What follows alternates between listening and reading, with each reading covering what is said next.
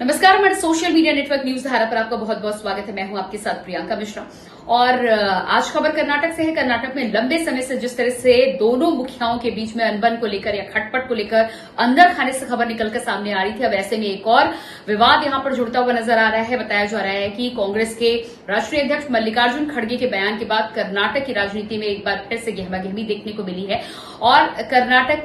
के प्रदेश नेता और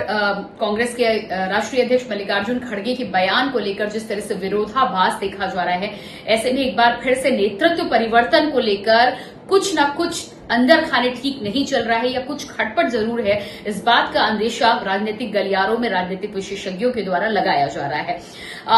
लंबे समय से देखा जाए तो जिस तरह से कर्नाटक में कांग्रेस की सरकार बनने के बाद और कांग्रेस के सहयोगी दलों की सरकार बनने के बाद जिस तरह से सिद्धारमैया को सीएम बनाया गया था और 2.5 साल के फॉर्मूले पर डिप्टी सीएम और सीएम को लेकर खबरें निकलकर सामने आई थी। हालांकि पुख्ता तौर पर इसकी पुष्टि तब भी नहीं की गई थी, लेकिन माना यह जा रहा था कि जिस तरह से सिद्धारमैया ने अपने नेतृत्व की वजह से या ज्यादा चाहने वालों की वजह से पहले शपथ ली है 2.5 साल के बाद deputy CM DK Shivakumar को इसमें मौका मिल सकता है और इस बात की उम्मीदें भी जताई जा रही थी। लेकिन 2.5 साल बीत जाने के बाद जिस तरह से इस मुद्दे को एक तरह से दरकिनार कर दिया गया और इस पर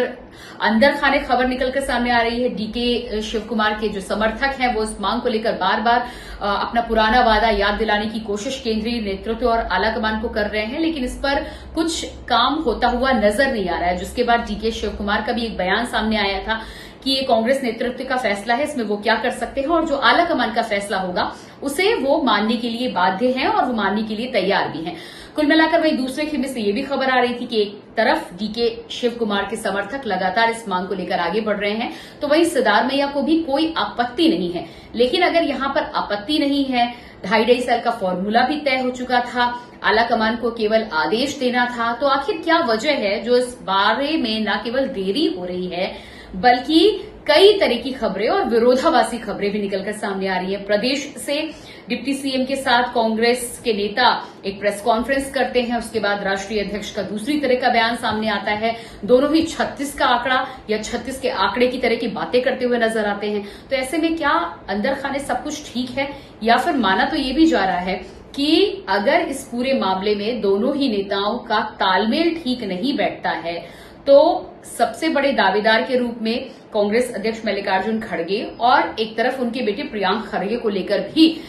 इस रेस में उनके होने की बात कही जा रही है। अब क्या कुछ खिचड़ी पक रही है, क्या समीकरण पकाए जा रहे हैं, क्या तोड़ने मरोड़ने की और फिर जोड़ने की कवायद चल रही है, ये आने वाला वक्त बताएगा। लेकिन राजनीतिक विशेषज्ञ और राजनीतिक जानकार कह रहे हैं कि सब कुछ बिल्कुल ठीक ठाक नहीं है। बार बार मंच से ये कहा जाता है कि नेतृत्व परिवर्तन नहीं होने जा रहा, सब कुछ ठीक ठाक है, लेकिन उसके बाद जब इस तरह के बयान सामने आते हैं तो बातचीत फिर शुरू हो जाती है। खैर,